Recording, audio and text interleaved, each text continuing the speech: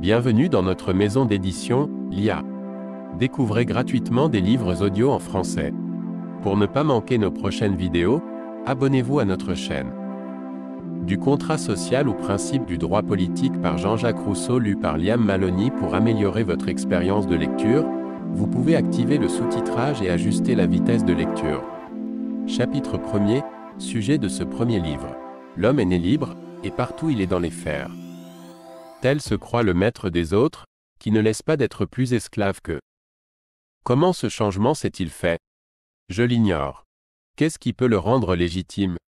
Je crois pouvoir résoudre cette question. Si je ne considérais que la force, et l'effet qui en dérive, je dirais, tant qu'un peuple est contraint d'obéir et qu'il obéit, il fait bien.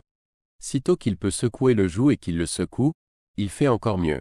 Car, recouvrant sa liberté par le même droit qui la lui a ravie, où il est fondé à la reprendre, où l'on ne l'était point à la lui ôter. Mais l'ordre social est un droit sacré, qui sert de base à tous les autres. Cependant ce droit ne vient point de la nature, il est donc fondé sur des conventions. Il s'agit de savoir quelles sont ces conventions. Avant d'en venir là, je dois établir ce que je viens d'avancer. Chapitre 2, des premières sociétés. La plus ancienne de toutes les sociétés et la seule naturelle est celle de la famille. Encore les enfants ne restent-ils liés au père qu'aussi longtemps qu'ils ont besoin de lui pour se conserver. Sitôt que ce besoin cesse, le lien naturel se dissout. Les enfants, exempts de l'obéissance qu'ils devaient au père, le père, exempt des soins qu'il devait aux enfants, rentrent tous également dans l'indépendance. S'ils continuent de rester unis, ce n'est plus naturellement, c'est volontairement, et la famille elle-même ne se maintient que par convention. Cette liberté commune est une conséquence de la nature de l'homme. Sa première loi est de veiller à sa propre conservation, ses premiers soins sont ceux qu'il se doit à lui-même, et, sitôt qu'il est en âge de raison, lui seul étant juge des moyens propres à le conserver, devient par là son propre maître. La famille est donc, si l'on veut, le premier modèle des SOCIE accent aigu TE accent aigu S politique, le chef est l'image du père, le peuple est l'image des enfants, et tous étant nés égaux et libres, n'aliènent leur liberté que pour leur utilité. Toute la différence est que dans la famille l'amour du père pour ses enfants le paye des soins qu'il leur rend, et que dans l'État le plaisir de commander supplée à cet amour que le chef n'a pas pour ses peuples. Grotius nie que tout pouvoir humain soit établi en faveur de ceux qui sont gouvernés. Il cite l'esclavage en exemple. Sa plus constante manière de raisonner est d'établir toujours le droit par le fait. On pourrait employer une méthode plus conséquente, mais non plus favorable aux tyrans. Il est donc douteux, selon Grotius, si le genre humain appartient à une centaine d'hommes, ou si cette centaine d'hommes appartient au genre humain, et il paraît dans tout son livre pencher pour le premier avis. C'est aussi le sentiment de Hobbes. Ainsi voilà l'espèce humaine divisée en troupeaux de bétail, dont chacun a son chef, qui le garde pour le dévorer. Comme un pâtre est d'une nature supérieure à celle de son troupeau, les pasteurs d'hommes, qui sont leurs chefs, sont aussi d'une nature supérieure à celle de leur peuple. Ainsi raisonnait, au rapport de Philon, l'empereur Caligula.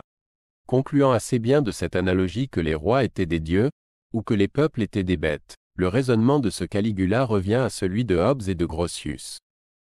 Aristote, avant eux tous avait dit aussi que les hommes ne sont point naturellement égaux, mais que les uns naissent pour l'esclavage et les autres pour la domination. Aristote avait raison, mais il prenait les faits pour la cause. Tout homme né dans l'esclavage, né pour l'esclavage, rien n'est plus certain. Les esclaves perdent tout dans leur fer, jusqu'au désir d'en sortir, ils aiment leur servitude comme les compagnons d'Ulysse aimaient leur abrutissement. S'il y a donc des esclaves par nature, c'est parce qu'il y a eu des esclaves contre nature. La force a fait les premiers esclaves, leur lâcheté les a perpétués. Je n'ai rien dit du roi Adam, ni de l'empereur Noé père de 3 grands monarques qui se partagèrent l'univers, comme Phirenthe les enfants de Saturne, qu'on a cru reconnaître en eux. J'espère qu'on me saura gré de cette modération, car, descendant directement de l'un de ces princes, et peut-être de la branche aînée, que sais-je si par la vérification des titres je ne me trouverai point le légitime roi du genre humain. Quoi qu'il en soit, on ne peut disconvenir qu'Adam n'ait été souverain du monde comme Robinson de son île, tant qu'il en fut le seul habitant. Et ce qu'il y avait de commode dans cet empire, était que le monarque assuré sur son trône n'avait à craindre ni rébellion, ni guerre, ni conspirateur. Chapitre 3, du droit du plus fort. Le plus fort n'est jamais assez fort pour être toujours le maître, s'il ne transforme sa force en droit et l'obéissance en devoir. De là le droit du plus fort. Droit pris ironiquement en apparence, est réellement établi en principe. Mais ne nous expliquera-t-on jamais ce mot? La force est une puissance physique. Je ne vois point quelle moralité peut résulter de ces faits. Céder à la force est un acte de nécessité, non de volonté. C'est tout au plus un acte de prudence. En quel sens pourra-ce être un devoir? Supposons un moment ce prétendu droit. Je dis qu'il n'en résulte qu'un galimatia inexplicable. Car, sitôt que c'est la force qui fait le droit, l'effet change avec la cause. Toute force qui surmonte la première, succède à son droit. Sitôt qu'on peut désobéir impunément, on le peut légitimement, et puisque le plus fort a toujours raison, il ne s'agit que de faire en sorte qu'on soit le plus fort. Or, qu'est-ce qu'un droit qui périt quand la force cesse? S'il faut obéir par force, on n'a pas besoin d'obéir par devoir, et si on n'est plus forcé d'obéir, on n'y est plus obligé. On voit donc que ce mot de droit n'ajoute rien à la force. Il ne signifie ici rien du tout, obéissez aux puissances. Si cela veut dire, céder à la force, le précepte est bon, mais superflu, je réponds qu'il ne sera jamais violé. Toute puissance vient de Dieu, je l'avoue, mais toute maladie en vient aussi. Est-ce à dire qu'il soit défendu d'appeler le médecin? Qu'un brigand me surprenne au coin d'un bois. Non seulement il faut par force donner la bourse, mais quand je pourrais la soustraire, suis-je en conscience obligé de la donner? Car enfin le pistolet qu'il tient est aussi une puissance. Convenons donc que force ne fait pas droit, et qu'on est obligé d'obéir qu'aux puissances légitimes. Ainsi ma question primitive revient toujours. Chapitre 4, de l'esclavage. Puisqu'aucun homme n'a une autorité naturelle sur son semblable, et puisque la force ne produit aucun droit, restent donc les conventions pour base de toute autorité légitime parmi les hommes. Si un particulier, dit Grotius, peut aliéner sa liberté et se rendre l'esclave d'un maître, pourquoi tout un peuple ne pourrait-il pas aliéner la sienne et se rendre sujet d'un roi? Il y a là bien des mots équivoques qui auraient besoin d'explication, mais tenons-nous-en à celui d'aliéner. Aliéner, c'est donner ou vendre. Or, un homme qui se fait l'esclave d'un autre ne se donne pas, il se vend, tout au moins pour sa subsistance. Mais un peuple pourquoi se vend-il? Bien loin qu'un roi fournisse à ses sujets leur subsistance, il ne tire la sienne que d'eux, et selon Rabelais, un roi ne vit pas de peu. Les sujets donnent donc leur personne à condition qu'on prendra aussi leurs biens? Je ne vois pas ce qu'il leur reste à conserver. On dira que le despote assure à ses sujets la tranquillité civile. Soit, mais qui gagne-t-il, si les guerres que son ambition leur attire, si son insatiable avidité, si les vexations de son ministère les désolent plus que ne feraient leurs dissensions? Qui gagne-t-il, si cette tranquillité même est une de leurs misères? On vit tranquille aussi dans les cachots? En est-ce assez pour s'y trouver bien? Les Grecs enfermés dans l'antre du Cyclope y vivaient tranquilles, en attendant que leur tour vînt d'être dévots accent aigus. Dire qu'un homme se donne gratuitement, c'est dire une chose absurde et inconcevable. Un tel acte est illégitime et nul, par cela seul que celui qui le fait n'est pas dans son bon sens. Dire la même chose de tout un peuple, c'est supposer un peuple de fous. La folie ne fait pas droit. Quand chacun pourrait s'aliéner lui-même, il ne peut aliéner ses enfants. Ils naissent hommes et libres, leur liberté leur appartient, nul n'a droit d'en disposer qu'eux. Avant qu'ils soient en âge de raison, le Père peut en leur nom stipuler des conditions pour leur conservation, pour leur bien-être mais non les donner irrévocablement et sans condition, car un tel don est contraire aux fins de la nature et passe les droits de la paternité. Il faudrait donc pour qu'un gouvernement arbitraire fût légitime qu'à chaque génération le peuple fût le maître de l'admettre ou de le rejeter, mais alors ce gouvernement ne serait plus arbitraire. Renoncer à sa liberté, c'est renoncer à sa qualité d'homme, aux droits de l'humanité, même à ses devoirs. Il n'y a nul dédommagement possible pour quiconque renonce à tout. Une telle renonciation est incompatible avec la nature de l'homme, et c'est ôter toute moralité à ses actions que d'ôter toute liberté à sa volonté. Enfin, c'est une convention vaine et contradictoire de stipuler d'une part une autorité absolue et de l'autre une obéissance sans borne. N'est-il pas clair qu'on n'est engagé à rien envers celui dont on a droit de tout exiger?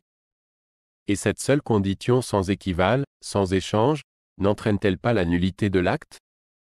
Car, Quel droit mon esclave aurait-il contre moi, puisque tout ce qu'il a m'appartient, et que, son droit étant le mien, ce droit de moi contre moi-même est un mot qui n'a aucun sens. Grotius et les autres tirent de la guerre une autre origine du prétendu droit d'esclavage. Le vainqueur ayant, selon eux, le droit de tuer le vaincu, celui-ci peut racheter sa vie aux dépens de sa liberté. Convention d'autant plus légitime qu'elle tourne au profit de tous deux. Mais il est clair que ce prétendu droit de tuer les vaincus ne résulte en aucune manière de l'état de guerre. Par cela seul que les hommes vivant dans leur primitive indépendance, n'ont point entre eux de rapport assez constant pour constituer ni l'état de paix ni l'état de guerre, ils ne sont point naturellement ennemis.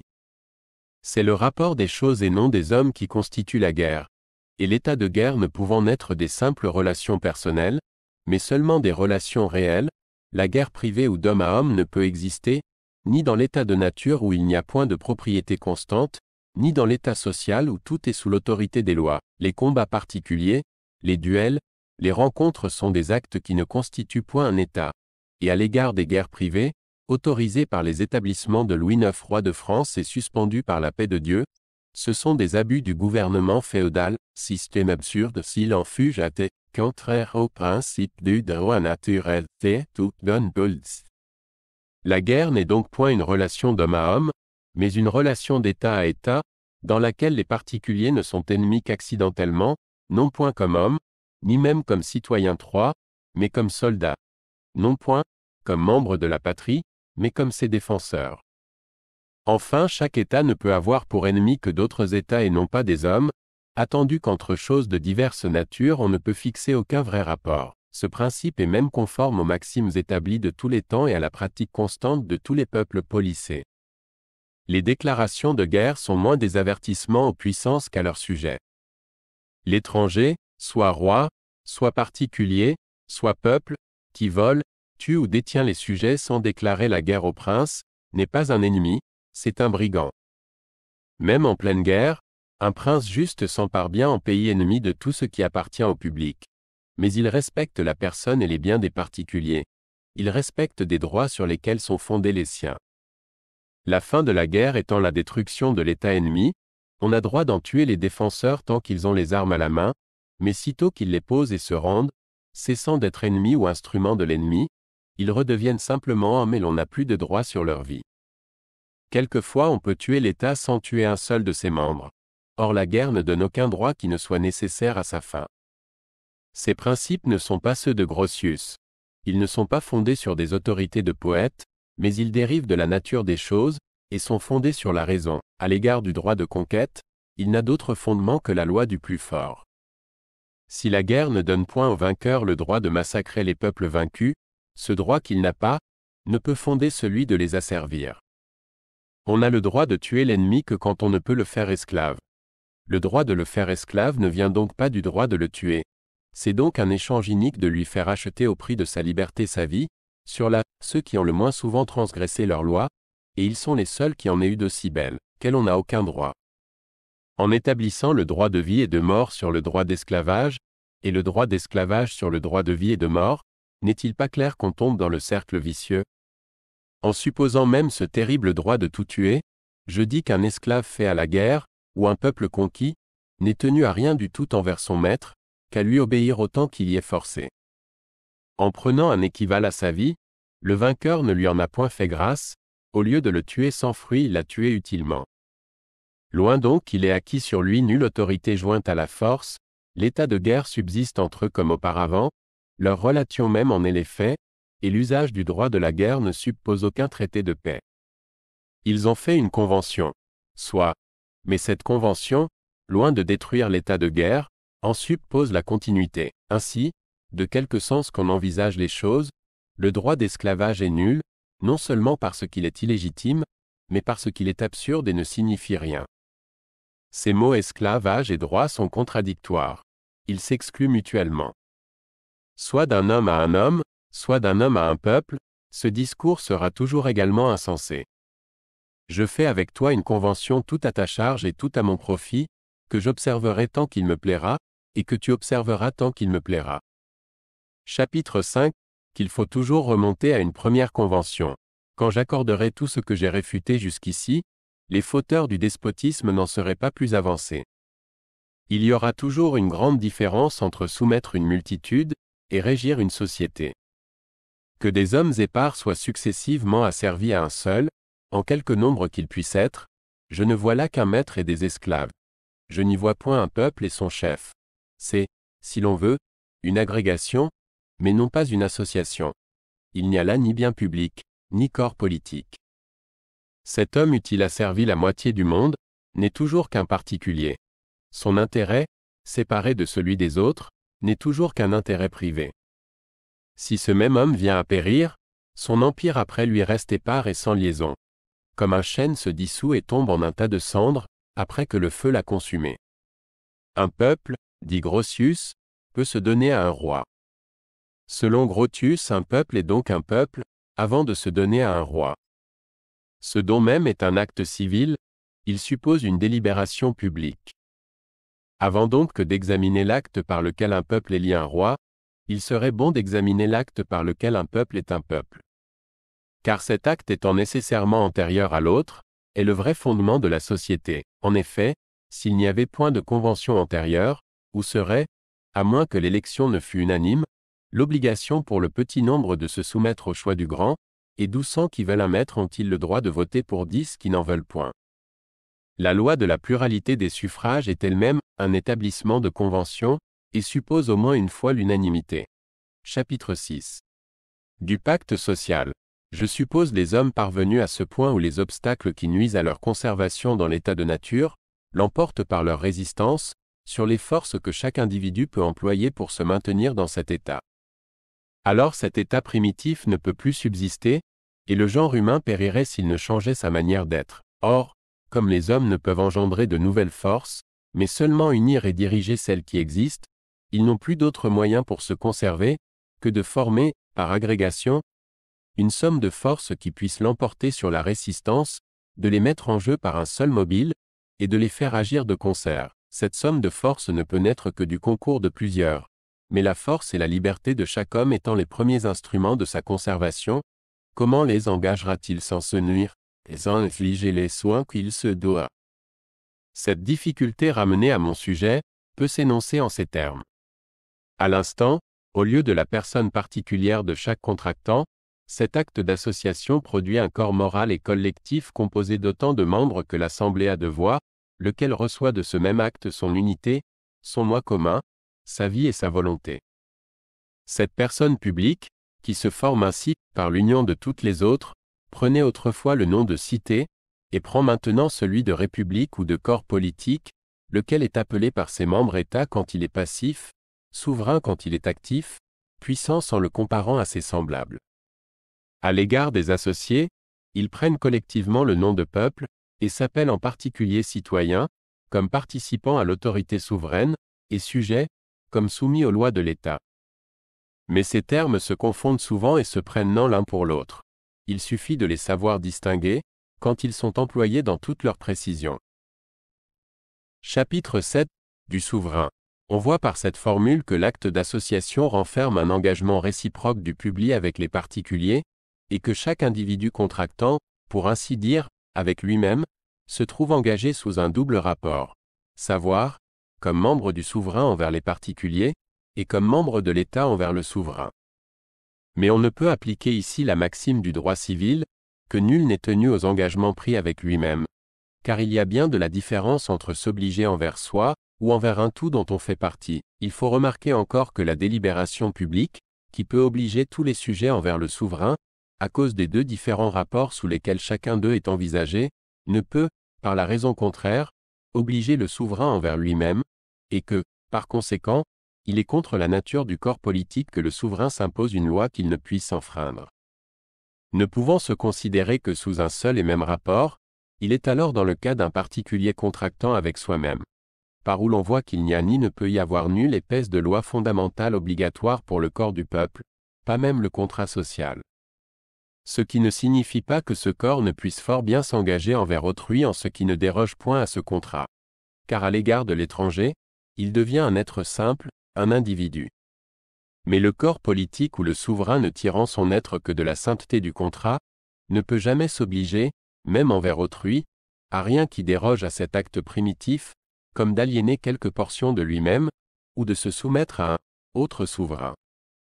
Violer l'acte par lequel il existe serait s'anéantir, et ce qui n'est rien ne produit rien. Sitôt que cette multitude est ainsi réunie en un corps, on ne peut offenser un des membres sans attaquer le corps, encore moins offenser le corps sans que les membres s'en ressentent. Ainsi le devoir et l'intérêt obligent également les deux parties contractantes à s'entraider mutuellement, et les mêmes hommes mais doivent chercher à réunir sous ce double rapport tous les avantages qui en dépendent. Or, le souverain, n'étant formé que des particuliers qui le composent, n'a, ni ne peut avoir, d'intérêt contraire au leur. Par conséquent, la puissance souveraine n'a nul besoin de garant envers les sujets, parce qu'il est impossible que le corps veuille nuire à tous ses membres, et nous verrons ci-après qu'il ne peut nuire à aucun en particulier. Le souverain, par cela seul qu'il est toujours tout ce qu'il doit être. Mais il n'en est pas ainsi des sujets envers le souverain, auxquels malgré l'intérêt commun, rien ne répondrait de leurs engagements, s'ils ne trouvaient des moyens de s'assurer de leur fidélité. En effet, chaque individu peut, comme homme, avoir une volonté particulière, contraire ou dissemblable à la volonté générale qu'il a comme citoyen. Son intérêt particulier peut lui parler tout autrement que l'intérêt commun. Son existence absolue et naturellement indépendante peut lui faire envisager ce qu'il doit à la cause commune comme une contribution gratuite, dont la perte sera moins nuisible aux autres que le paiement n'en est onéreux pour lui. Et regardant la personne morale qui constitue l'État comme un être de raison parce que ce n'est pas un homme, il jouirait des droits du citoyen sans vouloir remplir les devoirs du sujet. Injustice dont le progrès causerait la ruine du corps politique. Afin donc que le pacte social ne soit pas un vain formulaire, il renferme tacitement cet engagement qui seul peut donner de la force aux autres, que quiconque refusera d'obéir à la volonté générale y sera contraint par tout le corps. Ce qui ne signifie autre chose, sinon qu'on le forcera d'être libre. Car telle est la condition qui donnant chaque citoyen à la patrie le garantit de toute dépendance personnelle. Condition qui fait l'artifice et le jeu de la machine politique, et qui seule rend légitimes les engagements civils, lesquels sans cela seraient absurdes, tyranniques, et sujets aux plus énormes abus. Chapitre 8, de l'état civil. Ce passage de l'état de nature à l'état civil produit dans l'homme un changement très remarquable, en substituant dans sa conduite la justice à l'instinct, et donnant à ses actions la moralité qui leur tentait auparavant. C'est alors seulement que la voie du devoir succédant à l'impulsion physique et le droit à l'appétit, l'homme qui jusque-là n'avait regardé que lui-même, se voit forcé d'agir sur d'autres principes, et de consulter sa raison avant d'écouter ses penchants. Quoiqu'il se prive dans cet état de plusieurs avantages qu'il tient de la nature, il en regagne de si grands, ses facultés s'exercent et se développent, ses idées s'étendent, ses sentiments s'ennoblissent, son âme tout entière s'élève à tel point que, si les abus de cette nouvelle condition ne le dégradaient souvent au-dessous de celle dont il est sorti, il devrait bénir sans cesse l'instant heureux qu'il en arracha pour jamais, et qui, d'un animal stupide et borné, fit un être intelligent et un homme. Réduisons toute cette balance à des termes faciles à comparer. Ce que l'homme perd par le contrat social, c'est sa liberté naturelle et un droit illimité à tout ce qui le tente et qu'il peut atteindre. Ce qu'il gagne, c'est la liberté civile et la propriété de tout ce qu'il possède. Pour ne pas se tromper dans ses compensations, il faut bien distinguer la liberté naturelle qui n'a pour borne que les forces de l'individu, de la liberté civile qui est limitée par la volonté générale, et la possession qui n'est que l'effet de la force ou le droit du premier occupant, de la propriété qui ne peut être fondée que sur un titre positif. On pourrait sur ce qui précède ajouter à l'acquis de l'état civil la liberté morale, qui seule rend l'homme vraiment maître de lui, car l'impulsion du seul appétit est esclavage, et l'obéissance à la loi qu'on s'est prescrite est liberté. Mais je n'en ai déjà que trop dit sur cet article, et le sens philosophique du mot liberté n'est pas ici de mon sujet. Chapitre 9, du domaine réel. Chaque membre de la communauté se donne à elle au moment qu'elle se forme, tel qu'il se trouve actuellement, lui et toutes ses forces, dont les biens qu'il possède font partie. Ce n'est pas que par cet acte la possession change de nature en changeant de main, et devienne propriété dans celle du souverain, mais comme les forces de la cité sont incomparablement plus grandes que celles d'un particulier, la possession publique est aussi dans le fait plus forte et plus irrévocable, sans être plus légitime, au moins pour les étrangers. Car l'État à l'égard de ses membres est maître de tous leurs biens par le contrat social, qui, dans l'État sert de base à tous les droits. Mais il ne l'est à l'égard des autres puissances, que par le droit de premier OCCU Pente, qu'il tient des particuliers. Le droit de premier occupant, quoique plus réel que celui du plus fort, ne devient un vrai droit qu'après l'établissement de celui de propriété. Tout homme a naturellement droit à tout ce qui lui est nécessaire, mais l'acte positif qui le rend propriétaire de quelque bien l'exclut de tout le reste. Sa part étant faite, il doit s'y borner, et n'a plus aucun droit à la communauté. Voilà pourquoi le droit de premier occupant, si faible dans l'état de nature, est respectable à tout homme civil. On respecte moins dans ce droit ce qui est à autrui que ce qui n'est pas à soi. En général, pour autoriser sur un terrain quelconque le droit de premier occupant, il faut les conditions suivantes. Premièrement, que ce terrain ne soit encore habité par personne. Secondement, qu'on n'en occupe que la quantité dont on a besoin pour subsister. En troisième lieu, qu'on en prenne possession, non par une vaine cérémonie, mais par le travail et la culture, seuls signes de propriété qui, à défaut de titre juridique, doivent être respectés d'autrui. En effet, accorder aux besoins et au travail le droit de premier occupant, n'est-ce pas l'étendre aussi loin qu'il peut aller? Peut-on ne pas donner des bornes à ce droit? Suffira-t-il de mettre le pied sur un terrain commun pour s'en prétendre aussitôt le maître? Suffira-t-il d'avoir la force d'en écarter un moment les autres hommes pour leur ôter le droit d'y jamais revenir? Comment un homme ou un peuple peut-il s'emparer d'un territoire immense et en priver tout le genre humain autrement que par une usurpation punissable, puisqu'elle ôte au reste des hommes le séjour et les aliments que la nature leur donne en commun? Quand Nonès Balbao prenait sur le rivage possession de la mer du Sud et de toute l'Amérique méridionale au nom de la couronne de Castille, était-ce assez pour en déposséder tous les habitants et en exclure tous les princes du monde? Sur ce pied-là, ces cérémonies se multipliaient assez vainement, et le roi catholique n'avait tout d'un coup qu'à prendre de son cabinet possession de tout l'univers, sauf à retrancher ensuite de son empire ce qui était auparavant possédé par les autres princes. On conçoit comment les terres des particuliers réunis et contigus deviennent le territoire public, et comment le droit de souveraineté s'étendant des sujets au terrain qu'ils occupent, devient à la fois réel et personnel, ce qui met les possesseurs dans une plus grande dépendance, et fait de leur force même les garants de leur fidélité. Avantage qui ne paraît pas avoir été bien senti des anciens monarques qui ne s'appelant que rois des Perses, des Scythes, des Macédoniens, semblaient se regarder comme les chefs des hommes plutôt que comme les maîtres du pays. Ceux d'aujourd'hui s'appellent plus habilement rois de France, d'Espagne, d'Angleterre, etc. En tenant ainsi le terrain, ils sont bien sûrs d'en tenir les habitants. Ce qu'il y a de singulier dans cette aliénation, c'est que, loin qu'en acceptant les biens des particuliers la communauté les en dépouille, elle ne fait que leur en assurer la légitime possession, changer l'usurpation en un véritable droit, et la jouissance en propriété.